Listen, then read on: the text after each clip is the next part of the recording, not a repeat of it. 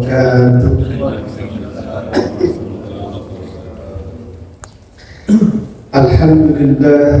Alhamdulillah, summa alhamdulillah alladzi manna alaina bi ni'matil iman wal islam walladzi hadana ila dinil qayyim.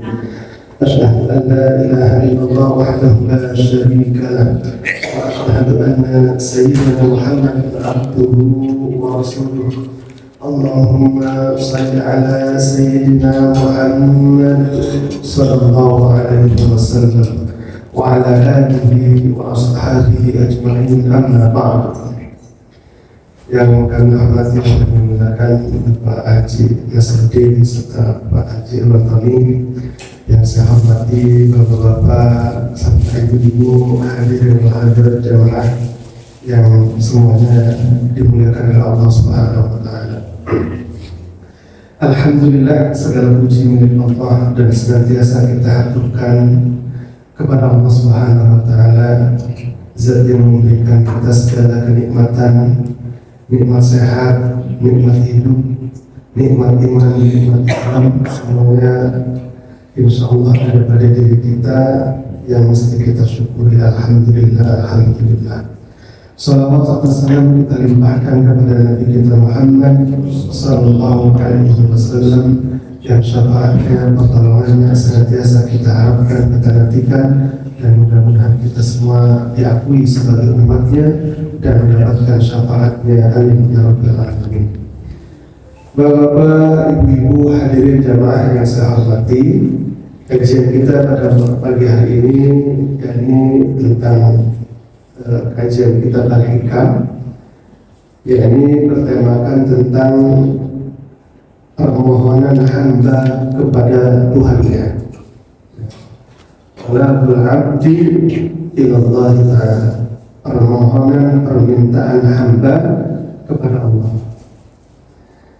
Ada beberapa bait di sini, saya bacakan yang pertama. Talabuka minhu ittihamun lahu wa talabuka lahu ghaibatun minka anhu wa talabuhu wa talabuka li ghairihi likillati hayaika minhu wa talabuka min ghairihi liwujudi bu'tika anhu. Yang pertama, kata Ibnu Athaillah, permintaanmu, permohonanmu minhu dari Allah, ittihamun lahu, itu tuduhan terhadap Allah. Kita minta sesuatu, memohon sesuatu kepada Allah, itu kita nuduh kepada Allah. Nuduhnya apa? Seakan-akan Allah itu gak ngasih apa-apa sama kita, sampai-sampai kita meminta sesuatu. Wa talabuka lahu ghaibatun minka anhu, dan permintaanmu, permohonanmu kepada Allah, ghaibatun minka anhu, itu ketidakadaan dirimu dari Allah. Coba kalau kita dekat kan nggak perlu minta sama Allah. Kalau kita masih minta sama Allah, itu tanda bahwa kita ini nggak ada, ya nggak ada sama Allah. Allahnya nggak ada sama kita. Wa talabuka li ghairihi likillati hayaika minhu, dan permintaanmu kepada selain Allah itu menunjukkan rasa malumu yang sedikit kepada Allah. Bahkan permintaanmu kepada selain Allah itu karena sebab jauhnya dirimu kepada Allah. Nah, ini agak sulit bagi kita yang masih suka doa mintanya macam-macam, ya. Kena kita di sini. Tapi sekali lagi di sini dijelaskan yang pertama, talabuka minhu ittihamun lahu, ay su'aluka minhu ta'ala ma turiduhu minal hawaij tuhmatun lahu ta'ala limunafaqati siqabihi. Permintaanmu kepada Allah terhadap apa yang engkau inginkan dari setiap kebutuhan-kebutuhan yang engkau inginkan, itu tuhmatullah ta'ala, menjadi tuduhan kita kepada Allah. Tuduhan apa? Limunafatil siqati bihi, karena ketidakadaan kepercayaan kita kepada Allah. Apa katanya? Seakan-akan kalau kita nggak minta, kemudian Allah nggak kasih kita. Itu makna pertama. Kalau kita meminta sesuatu kepada Allah, memohon sesuatu kepada Allah, itu tuduhan kita kepada Allah. Seakan-akan Allah itu nggak pernah ngasih apa, sehingga kita kok banyak minta. Nah, nanti apa pertanyaannya nanti masih di akhir tanya. Ini yang pertama. Wa talabuka lahu ghaibatun minka anhu, dan permintaanmu katanya kepada Allah itu ghaibatun minka anhu, ketidakadaan dirimu dari Allah. Sampai-sampai kok mesti minta kepada Allah. Kalau memang rasa dekat seperti kita hidup dengan anak kita yang sudah masa tidak muda lagi, ikut orang tua, anak aja kan nggak perlu minta sama anak pasti semua diambil buat orang tua. Oh ini ibu itu kalau tidur nggak biasa, kalau nggak pakai kipas angin, kalau pakai AC kedinginan. Oh ini bapak biasanya kalau pagi suka ngopi sama rokok. Sudah disiapin semua sama anak. Karena dekatnya kita dengan anak kita. Kalau jauh, maka kata Ibnu Athaillah, permintaanmu kepada Allah itu karena jauhnya dirimu dari Allah. Seandainya engkau dekat kepada Allah, engkau nggak akan minta apa-apa kepada Allah. Itu.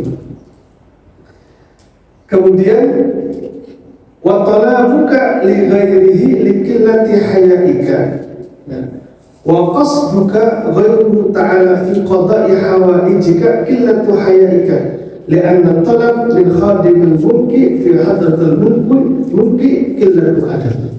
Ini lebih menarik. Permintaanmu kepada selain Allah itu menunjukkan sedikitnya rasa malu kepada Allah. Kok bisa begitu? Kita kadang minta tolong sama orang, kita kadang mengharap sesuatu dari orang lain. Kata Ibnu Athaillah, itu karena kurangnya rasa malu dari Allah kepada Allah. Apa alasannya? Tujuanmu kepada selain Allah untuk bisa memenuhi hajat-hajat kita, keinginan-keinginan kita, itu menjadi penyebab rasa malu kita sedikit kepada Allah. Kenapa? Karena permintaan kepada khadimul mulki, kepada khadim itu apa ya? Khadim itu pembantu kita manusia, meminta kepada manusia, ya. Sedangkan Allahnya ada, itu kan karena kurang etika kita kepada Allah. Masa minta kepada manusia yang manusia itu saja diberi oleh Allah. Kok kita minta kepada manusia yang kita tahu bahwa segala hajat kita itu hanya bisa diwujudkan oleh Allah. Lalu kenapa kita masih minta kepada khadimnya, kepada pembantunya, kepada kerabat dekat manusia, sedangkan Allahnya ada di situ? Kalau bahasanya Ibnu Athaillah, ada tuan, ada budak. Lalu ada orang datang ingin nemui seorang raja, nemui seorang tuan, tapi hajatnya tidak disampaikan kepada tuannya, tetapi lewat khodimnya, lewat pembantunya. Sehingga disuruh khodimnya ini, pembantunya, menyampaikan hajatnya kepada tuannya. Kurang beretika, kenapa tidak langsung ngomong kepada tuannya? Karena khadimnya ini tidak bisa memberikan apa-apa terhadap hajat yang diinginkannya. Mintalah langsung kepada Allah Subhanahu wa Ta'ala, tuannya yang mengabulkan, memenuhi segala hajat-hajat kita. Nah, yang keempat, wa talabuka min ghairihi, dan permintaanmu, permohonanmu dari selain Allah. Ya. Kalau tadi masih lewat kepada Allah, tetapi lewat yang lainnya. Kalau yang keempat ini lebih jauh lagi. Apa itu? Wa talabuka min ghairihi, permintaanmu dari selain Allah. Itu kenapa bisa ada dalam diri kita? Liwujudi bu'dika anhu, itu karena jauhnya kita dari Allah. Ya. Talabuka min ghairihi ta'ala liyu'tiyaka liwujudi bu'dika anhu ta'ala, li'annaka law kunta qariban minhu lam tatlub ghairahu. Kenapa kita masih minta kepada selain Allah? Karena kita jauh darinya. Seandainya engkau itu dekat kepada Allah, pasti engkau tidak akan minta kepada selain Allah. Karena dekatnya kita sama Allah. Lau kunta qariban minhu, kalau seandainya engkau dekat kepada Allah, lan tatlub ghairahu, engkau tidak akan meminta, memohon sesuatu kepada selain Allah. Lau kunta qariban minhu lakana ghairu ta'ala ba'idan anka. Dibalik, kalau seandainya yang dekat kepadamu itu hanyalah Allah, pasti yang lainnya akan terasa jauh. Kita terbalik, minta kepada orang, itu menunjukkan kita jauhnya dari Allah. Yang dekat itu adalah orang, Allahnya jauh dari kita, sehingga kita minta kepada orang lain. Kalau kita dekat kepada Allah, orang itu yang merasa jauh dari kita, Allahnya yang dekat kepada kita, sehingga tidak ada dalam mesin kita, dalam hati kita tidak terfikirkan apa-apa kecuali mintanya hanya kepada Allah SWT. Luar biasa gimana? Satu bait isinya 4 ya. Satu bait isinya 4. Kemudian ya, Bapak Ibu sekalian, 4 hal ini bukan berarti kemudian menafikan kita untuk berdoa, bukan. Bukan. Setelah kita ngomongin bait ini, kemudian kita enggan berdoa, atau doanya yang tadi sudah panjang-panjang dipendekin, enggak juga enggak demikian adanya. Dijawab oleh Syekh Nawal Bantani. Kata beliau, wa hadza ila talabta min al-ghairi min haitsu innahu ghair. Ini kalau engkau meminta kepada selain Allah dan yang engkau minta adalah memang bukan Allah. Artinya apa maksudnya? Ini ditujukan kepada permintaan kita kepada orang lain, yang memang permintaan kita ini memang kepada orang lain. Kan bukan yang minta kepada orang lain dengan disertai keyakinan kepada Allah. Beda. Amma idza talabta minhu mu'taqidan, kalau seandainya engkau meminta sesuatu ya mu'taqidan dengan adanya dasar keyakinan, mu'taqid itu yakin, adanya kepercayaan, annal mu'tiya huwa Allah Ta'ala, bahwasanya yang memberikan apa yang menjadi permintaan kita adalah Allah. Wa ma talabta al-ghaira illa min haitsu innahu sabab, dan engkau tidak meminta kepada selain Allah kecuali itu hanya menjadikan sabab. Allah memberikan apa yang menjadi kita inginkan. Fala takunu ba'idan anhu, maka kita tidak masuk kategori orang yang jauh dari Allah. Maka tadi saya katakan salah, jangan buru-buru ditanya. Ya.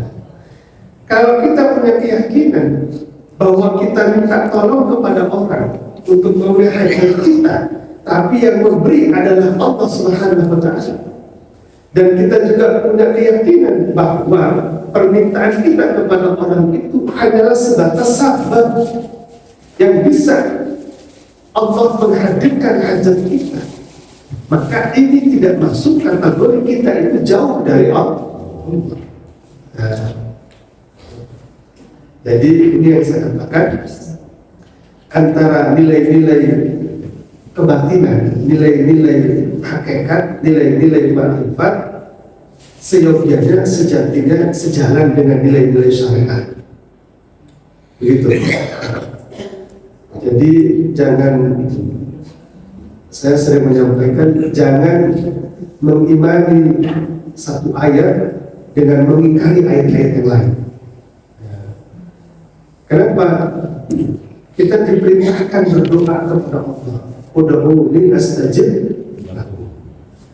Lalu kemudian setelah kita mendengarkan ini, kemudian tidak banyak berdoa, ya, itu salah juga. Jadi mengimani apa yang sedang kita pelajari karena tidak didukung oleh dalil-dalil dari Quran dan hadis, tetapi mengabaikan ayat-ayat yang lain. Tetap doanya dijalankan, ya, tetap doanya dijalankan, tetap konsep nilai-nilai ketasawufannya tetap dijalankan, sehingga dua-duanya sejalan, seirama, berlawanan, tidak dibenturkan atau tidak berjalan dengan tidak seirama, senada. Maka kata masih dalam penjelasannya, فَالطَّلَبْ كُلُّهُ عِنْدَ الْمُوَحِّدِينَ الْعَارِفِينَ مَعْلُولٌ سَوَاءٌ كَانَ الطَّلَبُ مُتَعَلِّقًا بِالْحَقِّ أَوْ بِالْخَلْقِ إِلَّا مَا كَانَ الطَّلَبُ عَلَى وَجْهِ التَّعَدُّدِ. Orang yang muwahhidin al-arif, orang yang bertauhid dan sudah mengenal Allah, segala bentuk permintaan, baik itu kaitannya dengan hak Allah, kita ini meminta kepada Allah itu hak Allah. Karena Allah memang memerintahkan kita ini mesti minta kepada Allah. Berarti haknya Allah kepada diri kita adalah kita minta kepada Allah. Kan ud'uuni astajib lakum. Mintalah, doalah kalian kepada Allah. Itu kan Allah yang berarti haknya Allah ada dalam diri kita. Kalau ada haknya Allah yang ada pada diri kita, apa lawan kata dari hak? Kewajiban. Kan gitu ya Pak? Haknya Allah adalah diminta oleh kita, itu haknya Allah. Kewajiban kita adalah meminta kepada Allah. Nah, ini perbedaan yang jauh antara khalik dengan makhluk. Kalau kita kan kepinginnya haknya kalau bisa diberikan, kewajibannya nggak usah, kan gitu ya. Ini Allah punya desain sendiri. Kita malah disuruh banyak-banyak nih. Menjadi wajib. Kita mintanya kepada Allah itu menjadi wajib. Dan haknya Allah itu adalah menuntut kita ini supaya kita minta kepada Allah. Kalau kita kan kalau bisa jangan minta apa sama kita gitu. Dan jangan nuntut apa.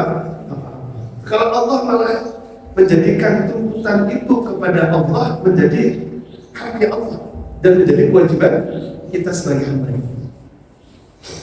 Maka kata beliau, orang yang bertauhid muwahhidin al-arif, orang yang bertauhid dan mengenal Allah, semua permintaannya baik haknya Allah ataupun dengan makhluknya, kita minta tolong sama orang, menolong dan lain sebagainya, permintaannya adalah ala wajhin ta'addud, karena didasari bentuk etika.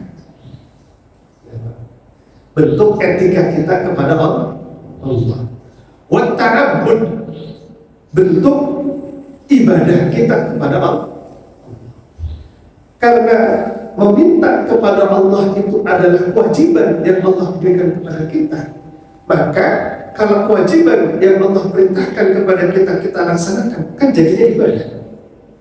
Maka doa kita kepada Allah itu adalah di samping memenuhi hak Allah, itu adalah melaksanakan ibadah kepada Allah. Yang kedua, tadi dari sisi etika, yang kedua adalah dari sisi ibadah. Karena doa itu diperintahkan Allah menjadi kewajiban kita, ketika kewajiban dilaksanakan menjadi ibadah. Yang ketiga adalah ittiba'ul amr, mengikuti perintah Allah. Kalau seandainya kata orang-orang yang muwahhidin al-arif, orang yang bertauhid dan sudah mengenal Allah, Allah itu nggak merintahkan kita untuk minta sesuatu, memohon sesuatu kepada Allah, nggak lakukan kita ini.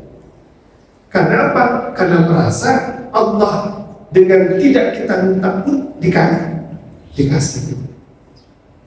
Semalam bapak-bapak apa minta kepada Allah supaya umurnya dipanjangkan sampai pagi hari? Kan enggak. Pokoknya ada yang sholat, ada yang tidur, ingin tahajud, niatnya tahajud. Ada yang bangun pagi, ingin bisa hadir di sini. Ada yang ingin pagi, besok pikirannya mau ada acara ini dan sebagainya.